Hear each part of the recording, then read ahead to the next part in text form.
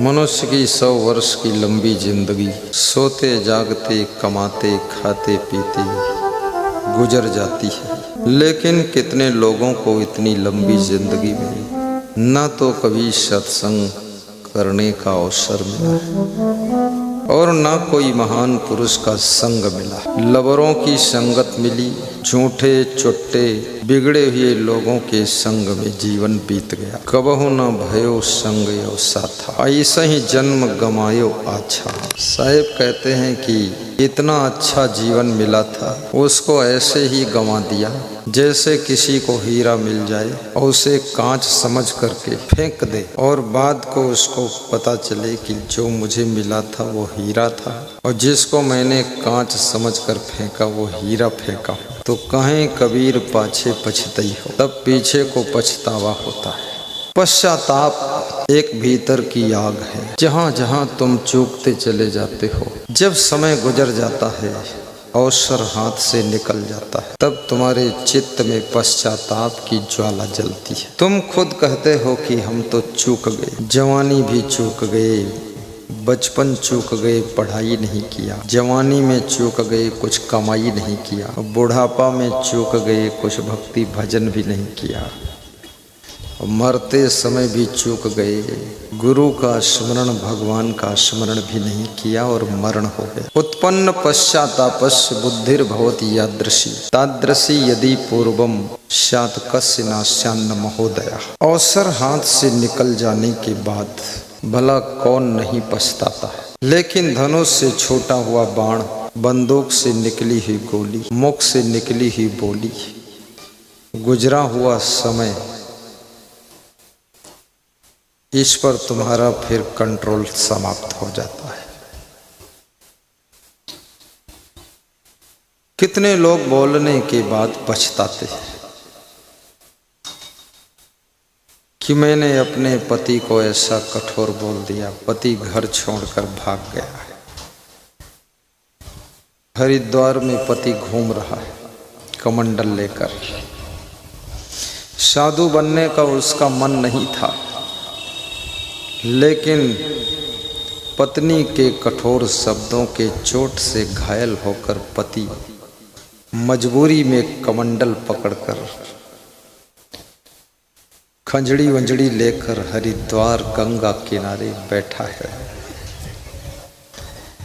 रोज घर की याद करता है, गंगा की लहरों में आंसू टपकाता है, पछताता है कि अपने घर द्वार को छोड़ना नहीं चाहता था, लेकिन वाइफ ने लाइफ को हराम कर दिया। कभी कभी पति का उल्टा व्यवहार पत्नी को भी वापस मायके लौटा देता है। कितनी स्त्रियां सासू के कठोर व्यवहार से दुखी होकर और पति के क्रियाकलाप से परेशान होकर अपने मायके वापस लौट कर बैठी और पछताती भी है, रोती भी है, सोचती भी है कि थोड़ा गम खा लेती, वहीं रहती ठीक था। लेकिन अब बात बिगड़ चुकी है। बिगड़ी बात बने नहीं, लाख करो किन खोए, रहीमन बिगड़े दूध को मथे न माखन होए। दूध फट गया, फिर उसे कितना मथो, उसमें मक्खन नहीं निकलता है। खूब मथोगे सब पानी जैसा हो जाएगा, क्योंकि फट गया दूध। ऐसे बात बिगड़ गई, अब लाख उपाय कर लो, बात को बनना कठिन है। इसलिए बुद्धिमान वह लोग हैं जो बात को बिगड़ने नहीं देते और संवाद जारी रखते हैं। जब दो के बीच में संवाद बंद हो जाता है, बातचीत बंद हो जाती है, तब दोनों की उलझनों का समाधान असंभव हो जाता है। चाहे पति पत्नी का रिश्ता हो या भाई भाई का रिश्ता,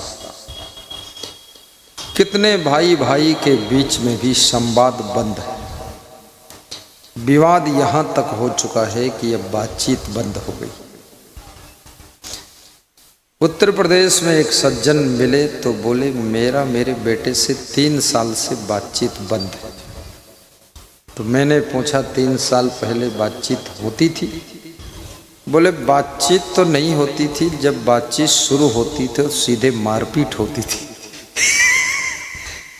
तो उस समय मैं भी ताकतवर था तो मैं अपने बेटे को गिरा कर मारता था। अब वो जवान हो गया है, मैं थोड़ा कमजोर हो गया तो अब मैं बात बंद कर दिया। जब बाप बेटे के बीच में बातचीत बंद हो जाती है तो बेटा और ज्यादा बिगड़ता है। सास बहू के बीच में यदि बातचीत बंद हो गई तो बहू और ज्यादा तूफान मचाएगी। कोर्ट कचहरी भी कर सकती है। सास ससुर को श्री कृष्ण भगवान की जन्मभूमि भी भेज सकती है। कृष्ण भगवान की जन्मभूमि जेल है। कितनी बहुओं ने अपने सास ससुर को गिफ्ट में जेल दिया। सास ससुर जेल में और बहू जा रही रेल में, अब पति की जिंदगी बीत गई खेल में।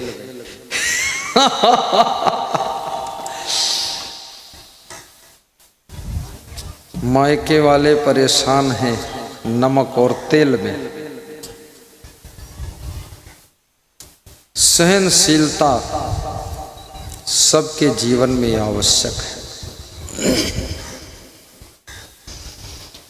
इसलिए साधु संतों ऋषि मुनियों ने सहनशीलता को तप कहा। अपने आप में बदलाव भी एक साधना है। कभी कभी एकांत में बैठकर 5 मिनट विचार किया करो। अपने माता पिता, बेटे बहू, सास ससुर, भाई बहन, गोतनी गोतना, भाभी भाभो, देवरानी जेठानी, सबके बारे में विचार कीजिए। आत्मावलोकन कीजिए। आत्मावलोकन का अर्थ होता है स्वयं का दर्शन करना, स्वयं को देखना। दुनिया देखते देखते आंखों की रोशनी चली गई, लेकिन खुद को नहीं देख पाए। खुद के अंदर भी झांकिए, कहां कहां तुमसे गलती हो रही है। और सोचिए पिता पुत्र के संबंध क्यों बिगड़ रहे, सास बहू के रिश्ते क्यों टूट रहे, पति पत्नी के रिश्तों में कटुता क्यों आ रही है। जो लोग जिद्दी स्वभाव के होते, हठी नेचर है जिनका, कठोर लेक्चर है जिनका,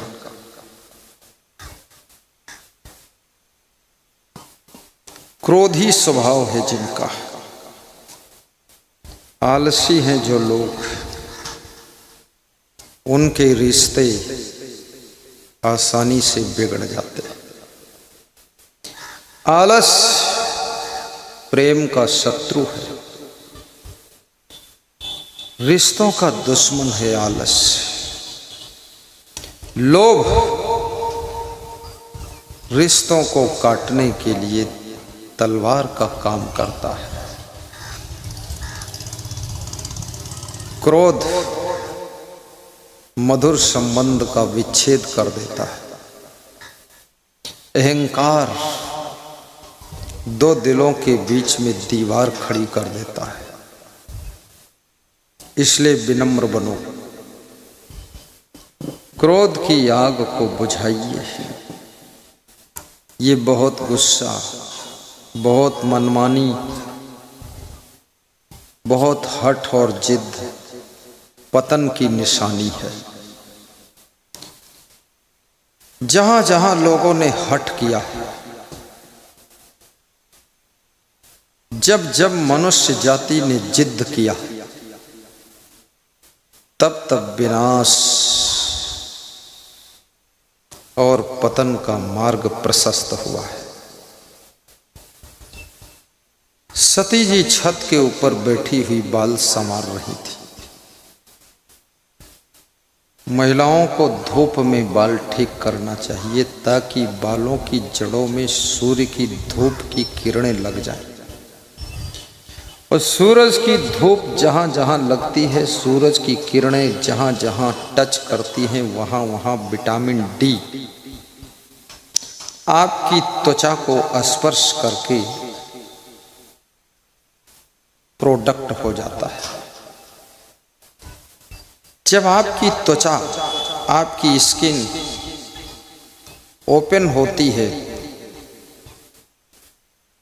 और सूर्य की किरणें आपकी बॉडी के ऊपर पड़ती है, खोपड़ी पर, बालों पर, बालों में दुगनी चमक आ जाती है, त्वचा में भी चमक आती है। सती जी छत पर बैठी हुई बाल संवार रही थी। छत के ऊपर आकाश में उन्होंने देखा कि बहुत विमान उड़ रहे हैं। अभी बिहार में अगर 200 विमान एक साथ उड़ते हुए दिखाई दे तो पूरे प्रदेश में चर्चा हो जाएगी। मामला क्या है? मामला है बांग्लादेश से युद्ध होने वाला है। विमानों की गर्जना घबराहट को जन्म देती है, रोंगटे खड़े हो जाते हैं। क्या खतरा है? जिन जिन देशों में युद्ध चल रहा है, जब शाम को लोग सोते हैं, उनको उम्मीद नहीं रहती है सुबह जिंदा जागेंगे कि नहीं जागेंगे, रात में कहाँ बम गिरेगा।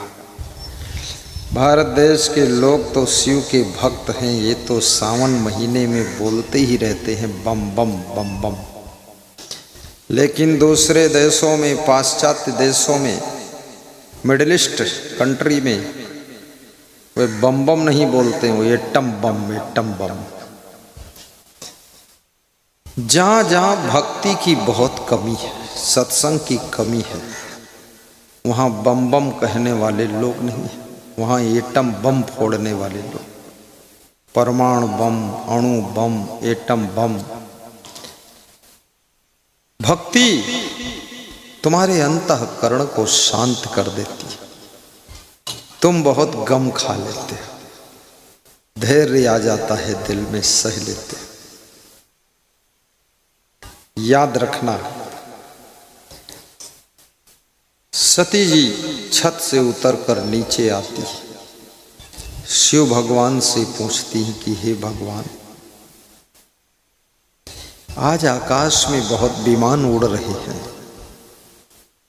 कारण क्या है? शिव जी मुस्कुरा कर बोले कि हे देवी। शिव जी सती जी का नाम बहुत कम लेते थे, देवी कहते थे। और सती जी भी शिव को शिव नहीं कहती थी, सीधे भगवान कहती थी। धीरे धीरे इस मर्यादा का समापन हो रहा है। अब एक पत्नी भी अपने पति का नाम ऐसे लेती है जैसे बेटे का नाम लेकर पुकार रही है, और इसमें अपना गौरव समझती है। पति भी अपनी पत्नी का नाम ऐसे लेता है जैसे लगता है कि उसी की बेटी है। बार बार नाम पुकारते हैं, और धीरे धीरे नाम पुकार पुकार कर जब लड़ाई करते हैं तो नाम ले लेकर गाली भी देते हैं।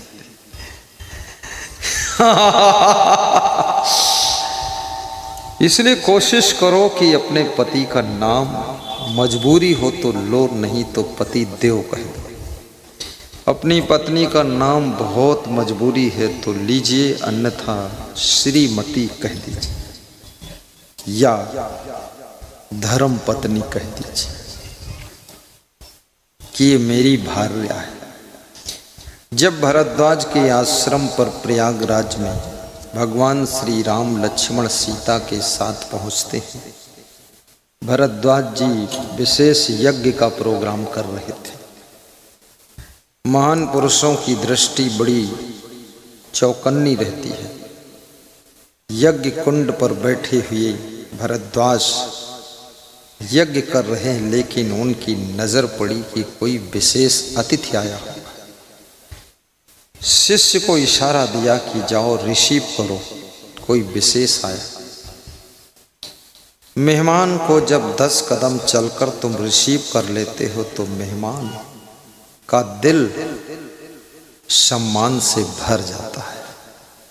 20 कदम चल करके जब उसको विदा करते हो तो मेहमान अपना दिल तुम्हारे घर छोड़कर चला जाता है।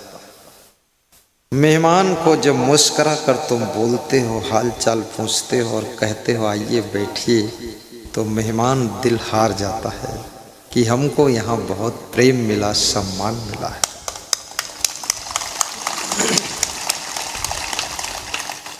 जिसके द्वार पर अतिथि देवो भव है,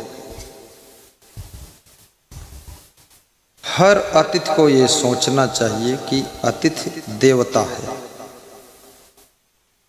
और जो देवता है वो चोरी ना करे।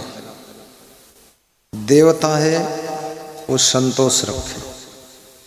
अतिथि को देवता का स्थान धर्म शास्त्रों में दिया गया है। मातृ देवो भव, माँ को देवी का स्थान दिया गया है। माँ को भी बहुत संतोष रखना चाहिए। जब तक बेटी हो शैतानी क्षमा हो जाएगी, बहू बन गई शैतानी की सजा मिल जाएगी, और जिस दिन माँ बन गई शैतानी शोभा नहीं देगी, और जिस दिन सासू बन गई अगर शैतानी किया तो याद रखना फिर घर में महाभारत छिड़ जाएगी। इसलिए माँ की डिग्री बहुत ऊंची है। माँ को बहुत संतोष रखना चाहिए। जिस दिन से तुम सासू बन जाओ उस दिन से सांस भी संभल कर लेना, क्योंकि अब शासन सत्ता चेंज हो रही है। अब दूसरी पार्टी की सरकार आ रही है। अब बहू की सरकार बनने वाली है। अब सासू की सरकार जाने वाली है। सासुएं सावधान, अब दूसरी पार्टी की सत्ता स्थापित होगी। अब बेटा और बहू मिलकर के घर का शासन चलाएंगे। गुरजनों में भी यही बात है। जब कोई शिष्य उत्तराधिकारी बनता है, धर्माधिकारी बनता है, महंत बनता है, बनता क्या है, उसको गुरु ही बनाता है, तो गुरु को समझ लेना चाहिए अब सत्ता परिवर्तन का वक्त आ गया है। गुरु जिस ढंग से चला रहा था सिस्टम को, अब ढंग बदलेगा, तरीका चेंज होगा। अब वो बात नहीं रहेगी। गुरु का अपना एक तरीका था।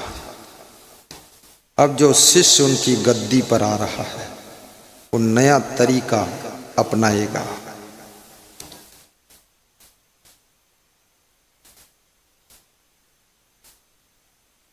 जब भरद्वाज ने राम से पूछा आपके साथ में ये नारी कौन है, तो राम ने मुस्कुराकर सिर घुमाकर इशारा दिया था, ये मेरी भार्या है। देखिए कितना सुंदर शब्द है। सा सुचिर दक्षा या भार्या। भार्या उसे कहते हैं जो दक्ष भी है और पवित्र भी रहती है, वो भार्या है। सा पतिव्रता भार्या, और जो पतिव्रता होती है वो भार्या कहलाती है। भार्या की भी परिभाषा है। सा पति प्रीता भार्या, और जो पति से पूर्ण प्रेम रखती है उसका नाम भार्या है। इसलिए लोग अपनी पत्नी को भार्या कलयुग में नहीं कहते हैं, क्योंकि कलयुग में एक स्त्री में ये लक्षण मुश्किल से मिलते हैं। पवित्रता और दक्षता और प्रीति और पतिव्रता, सभी व्रत पतिव्रत में समा जाते हैं। मंगल व्रत, सोमवार व्रत, शनि व्रत, गुरु व्रत गृहस्थ के लिए सबसे बड़ा एक पत्नी व्रत और एक पति व्रत है। स्त्रीणाम रूपम पतिव्रतम। स्त्री की सुंदरता पतिव्रता धर्म है, ये उसका सौंदर्य है। और पतिव्रता होना, जो स्त्री पतिव्रता होती है और जो पुरुष पतिव्रत होता है, उसके शब्दों में शक्ति आती है। वो अगर किसी को मन से आशीर्वाद देता है तो फलित हो जाता है। गुरु का नाम लेकर आशीर्वाद दे दे तो भी हो जाता है। उसकी दुआएं लगने लग जाती है। तो भार्या को कोकिला नाम स्वरूपम, कोयल की सुंदरता उसका मीठा स्वर है। कोयल शरीर से सुंदर नहीं होती, लेकिन उसकी बोली सबको मोह लेती है। आपका शरीर कम सुंदर है, इसकी चिंता मत करिए, ये तो शरीर का कलर है। किसी का कलर गोरा है लेकिन भीतर से कोरा है, तो बिल्कुल धान का बोरा है। किसी का शरीर काला है लेकिन दिल वाला है। कृष्ण काले थे, राम भी काले थे और शंकर भगवान भी काले थे। सांवले, सांवले का मतलब कुछ कुछ काला ही होता है। लेकिन ये काला शरीर वालों ने इनसे जिनका पड़ा पाला, जिनका शरीर काला उनसे जिनका पड़ा था पाला, उनको भी याद आया कौन ये मिल गया साला, दिमाग सही कर दिया। राम ने भी या तो तार दिया या मार दिया। जो सुधर गए वो तर गए और जो नहीं सुधरे वो मर गए। और कृष्ण ने भी जो सुधर गए वो तर गए और नहीं सुधरे तो मर गए। फिर भगवान तारते भी थे और मारते भी थे। किसी ने राम से कहा, रावण को आपने क्यों मारा? राम ने कहा, रावण का स्वभाव इतना बिगड़ चुका था कि स्वभाव अब बदल नहीं सकता था, इसलिए उसका शरीर हमको बदलना पड़ा है। अब अगले शरीर में वो संभलेगा। तारण तरण कहें कबीर, भगवंत भजन द्वितीय और न कोई। तरण तारण सोए, तरण भी बनो और तारण भी बनो। भवसागर से स्वयं भी तरो और दूसरों को भी तारो। तरना और तारना, यदि आप सत्संग कराते हैं तो दूसरों को भी तार रहे हैं। यदि स्वयं आप गुरु मंत्र लेते हैं, गुरु दीक्षा लेते हैं, गुरु का ध्यान करते हैं, स्वयं सत्संग सुनते हैं, तो आप खुद भवसागर से तरते।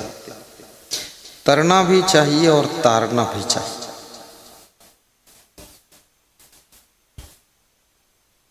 कोकिला नाम स्वरूपम, स्त्री नाम रूपम पतिव्रतम। स्त्री की सुंदरता, स्त्री का सौंदर्य पतिव्रता धर्म है। लेकिन पति भी इस योग्य होना चाहिए। ये शराब पीने वाला पति, ये तमाकू खाने वाली पत्नी, ये मांस मछली खाने वाला पति, मुर्गी खाने वाली पत्नी, ये दोनों एक ही मॉडल है, दोनों खतरनाक है। भक्ति के रंग में रंग जाइए, अच्छे संग में लग जाइए। विद्या रूपम कुरूपाणम, जो मनुष्य कुरूप है उसकी सुंदरता विद्या है। विद्या बहुत बड़ी चीज है। विद्या माने कहते हैं ज्ञान होना।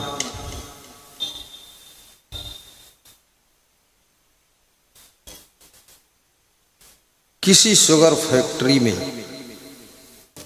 जिस पाइप से गन्ने का रस जाता था, वो रस जाना बंद कर दिया और रस बैक हो गया, तो पीछे तालाब जैसा सब बहने लगा, भरने लगा। सब इंजीनियर इकट्ठे हुए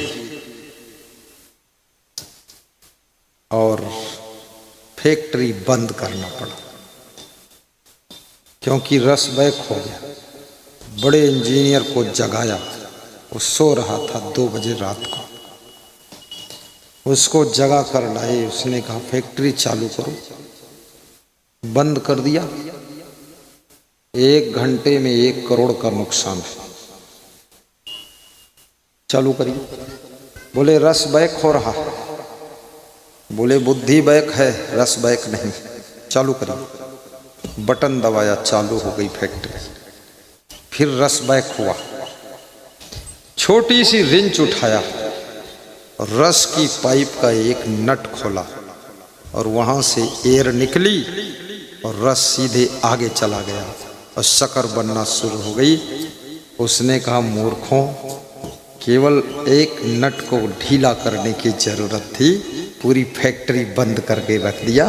2 घंटे में 2 करोड़ का नुकसान कर दिया। और वो बड़ा इंजीनियर बड़ा बदसूरत था, काला काला चेहरा था और चेहरे में छेंद छेंद थे, बिल्कुल खदबिदहा चेहरा। सभी इंजीनियर शर्मिंदा हो गए। उसने कहा इसीलिए तुमसे सबसे 5 गुना ज्यादा वेतन मेरा है। इसी विद्या का वेतन है और इसी विद्या के लिए रात में जगाना पड़ा तुमको। जहां सब फेल होते हैं तहां ये बदसूरत सफल हो जाता है।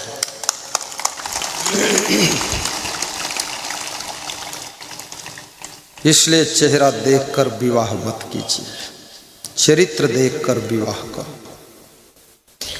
और विवाह में दहेज का लालच मत करो।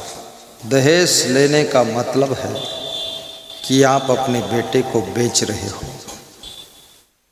बेटी का बाप तुम्हारे बेटे को 20 लाख देकर खरीद रहा है। अब ये बैल बिक गया, अब ये बैल तुम्हारा नहीं है, ये बैल बेटी के बाप ने खरीद लिया है। अब ये बैल बेटी का है। अब बेटी जिधर इस बैल को हाँकेगी उधर जाएगा।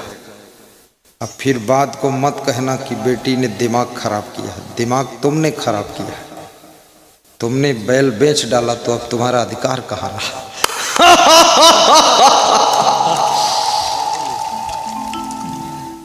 जहां दहेज का भूत समाज में खड़ा होकर गरज रहा है, वहां योग्यता, प्रतिभा, गुणवत्ता का महत्व नगण्य हो जाता है, पिछड़ जाता है और धन का महत्व आगे हो जाता है। और जहां धन का महत्व होता है वहां याद रखना, तुम सोचो कि कोई आरती उतारने वाली बहू मिलेगी, नहीं, तुम्हारी खोपड़ी फारती बहू मिलेगी, आरती बहू। तुम सोचो रोटी के फुलका बनाकर खिलाने वाली बहू मिलेगी? नहीं, गुब्बारा जैसा फूल कर बैठने वाली बहू मिलेगी। वो फूल कर बैठ जाएगी, क्योंकि 20 लाख देकर आई है। महान है वह लोग जो बेटियों की योग्यता का आदर करते हैं। महान है वह लोग जो दहेज को प्राथमिकता नहीं देते। वहां पर सुंदर, गुणवती, सुशिक्षित, सुसंस्कारिक बेटी का सम्मान होता है। जहां पर दहेज विदाई ले लेता है, वहां बेटी की योग्यता और बेटी की महानता, बेटी की गुणवत्ता का महत्व देखा जाता है। इसलिए याद रखना, जीवन में कभी भी गुणों को महत्व दीजिए। धन को अधिक महत्व दोगे, कभी धन्यवाद नहीं मिलेगा। धन का त्याग करना सीखोगे तो धन्यवाद के भागीदार बनोगे। धन तो सबके पास है, लेकिन धन का त्याग करने की सामर्थ्य सबके पास नहीं। कभी कभी लोग सत्संग के लिए चंदा लेने जाते हैं। कुछ महान लोग हंस करके चंदा देते हैं। कुछ चंदा देने वाले कहते हैं लिख दो, जितना लिखोगे उतना दे दूंगा। चंदा लेने वाला कहता है आप ही जितना लिख दो। बोला नहीं, तुम लिखो जितना उतना दे दो। चंदा लेने वाला हिम्मत से लिखता है 5100। देने वाला कहता है अरे इतना कम क्यों लिखा है, इसमें 1 0 और बढ़ा दो, 51,000 कर दो। दिल खुला है, अब कमी कुछ नहीं। और धर्म के लिए जो चंदा देता है, सत्संग के लिए जो चंदा देता है, मंदिर के लिए जो चंदा देता है, याद रखना उसकी जिंदगी चांद जैसी चमकती है, चांद जैसी चमकती है।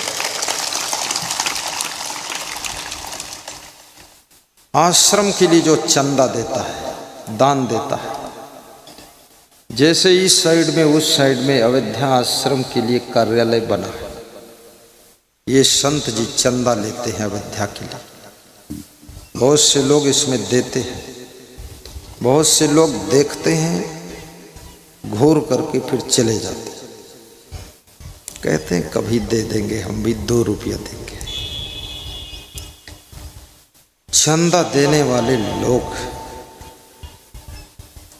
हजारों पवित्र आत्माओं का आशीर्वाद प्राप्त करते हैं। उनके चंदा से मंदिर का निर्माण होता है, जिस मंदिर से लोगों की भक्ति बढ़ती है।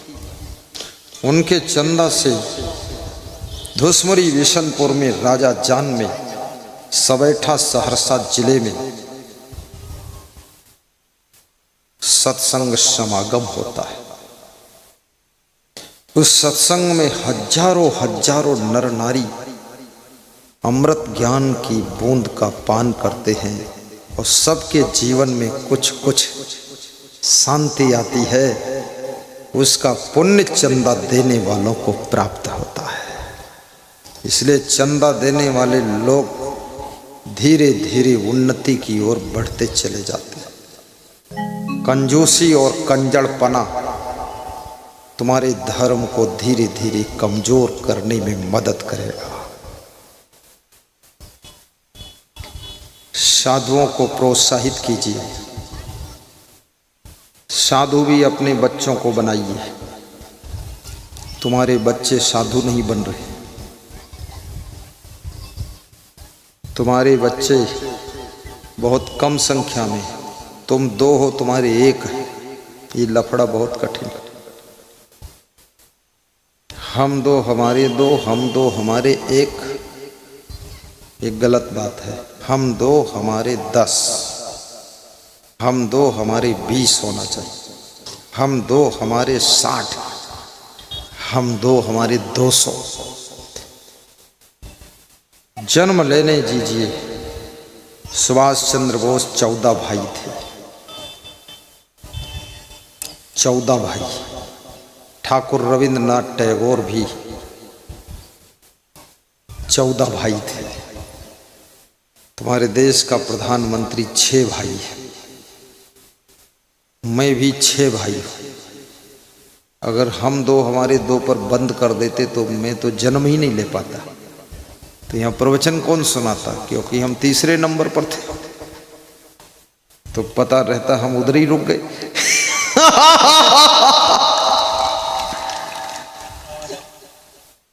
भगवान राम भी 4 भाई थे। भगवान कृष्ण 56 करोड़ यादवों का परिवार उनका इतना बड़ा था। भगवान ने सिखाया है 56 करोड़ परिवार में थे उनके। तुम्हारे परिवार में 56 भी नहीं, और कहते हो कि मैं यादव हूं। सच्चे यादव हो तो कम से कम 56 लाख पैदा करते। हाँ, क्योंकि हिंदुस्तान को जरूरत है। हिंदू घट रहा है।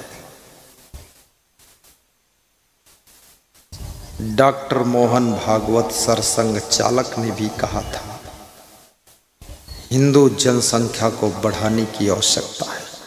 हमारे आश्रम पर 31 दिसंबर को आए थे, हिंदू सम्मेलन किया था।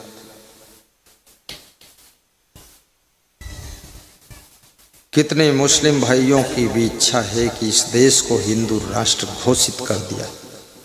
मुस्लिम भी चाहते हैं। कई मुस्लिमों ने मुझसे कहा है कि हिंदुस्तान जैसा सुख तो पाकिस्तान में भी नहीं है।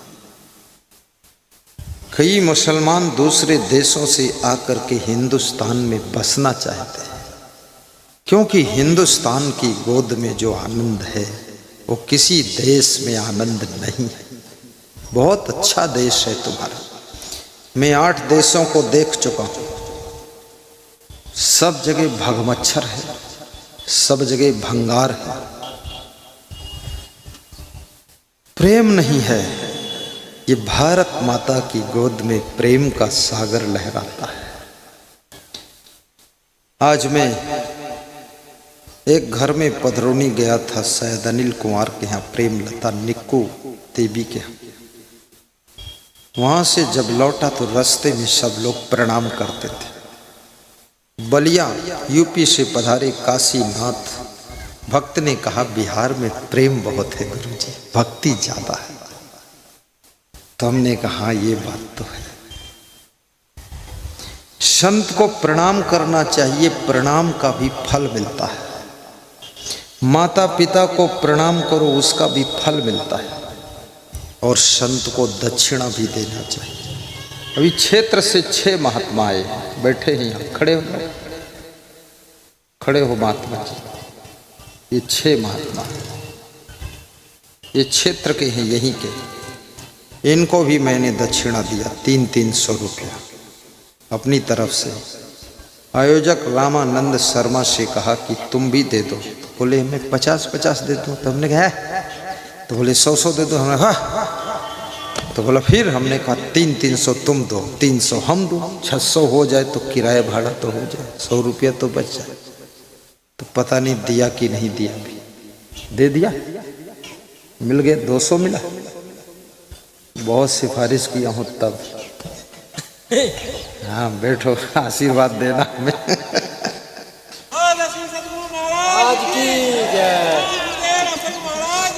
जय हो, जय हो। मैं बिहार में आता हूँ, बिहार के संतों का भी आदर करता हूँ, दक्षिणा देता हूँ। और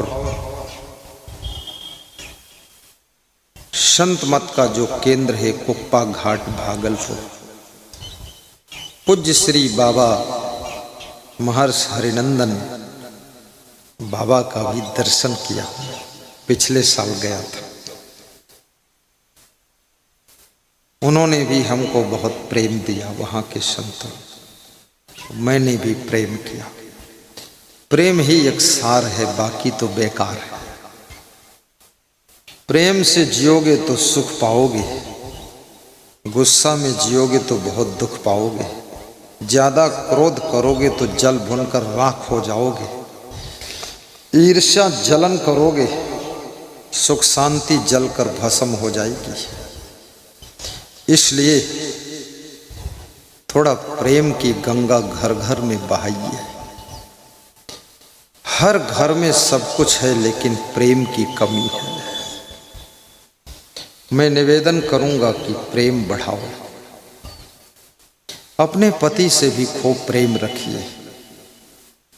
तुम्हारा पति स्वस्थ भी रहेगा, लंबी आयु को प्राप्त होगा। अपनी पत्नी से भी प्रेम कीजिए, उसका कौन सहारा है। और पत्नी को प्रोत्साहित कीजिए, उसको मायके जाने का मन न हो, इतना प्रेम दीजिए। बेटी को भी प्रेम दीजिए, बेटी का मनोबल बढ़ाइए। बेटी को ससुराल के लिए विदा करिए, लेकिन ये कह दीजिए कि बेटी चिंता ना करना, हम जब तक हैं तब तक तुम्हारा सहारा बने रहे। सहारा मनुष्य को जीवित रहने में मदद करता है।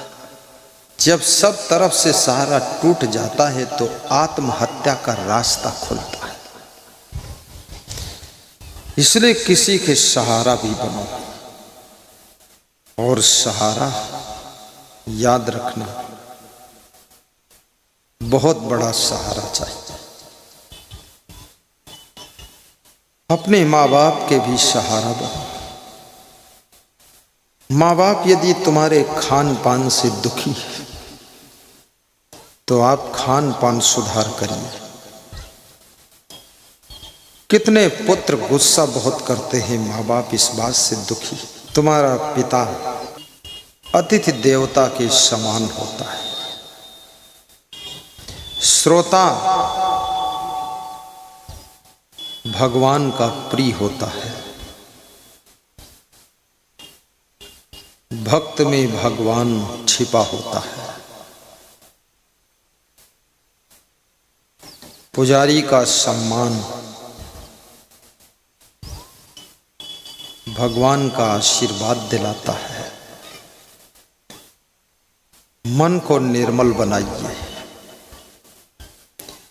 कबीर मन निर्मल भया जैसे गंगा नीर, पाछे पाछे हरि फिरे कहत कबीर कबीर। कबीर साहब कहते हैं मन निर्मल है। जिस सड़क पर तुम चलते हो उस सड़क ही तीर्थ की यात्रा है। जिस घर में रहते हो फिर वो घर ही मंदिर है। जिस भोजन को ग्रहण कर रहे हो शुद्ध पवित्र निर्मल मन निर्मल भोजन, भोजन ही महाप्रसाद है। निर्मल मन जन सो मोहि पावा, मोहि कपट छल छिद्र न भावा। निर्मलता का जीवन में बड़ा महत्व है। मन को निर्मल बनाइए, जीवन को कमल बनाइए, हृदय को शीतल बनाइए और जीवन को भक्ति से जोड़िए। समय के महत्व को भी समझिए।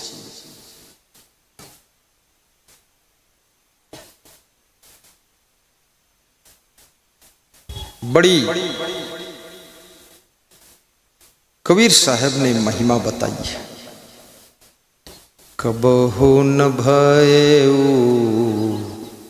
संग और साथा,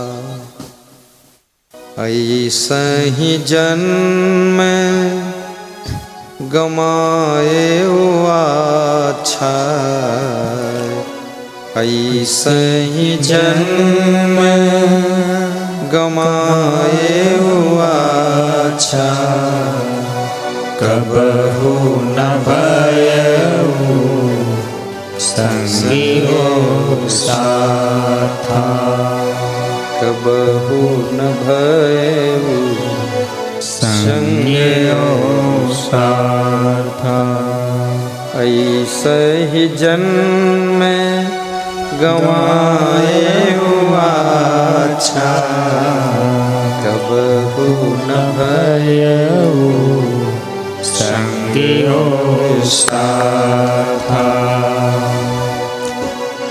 100 वर्ष की जिंदगी गुजर गई और कभी सत्संग नहीं हुआ, गुरु का साथ नहीं किया, सज्जनों की संगत नहीं किया, ऐसे ही जीवन गंवा दिया।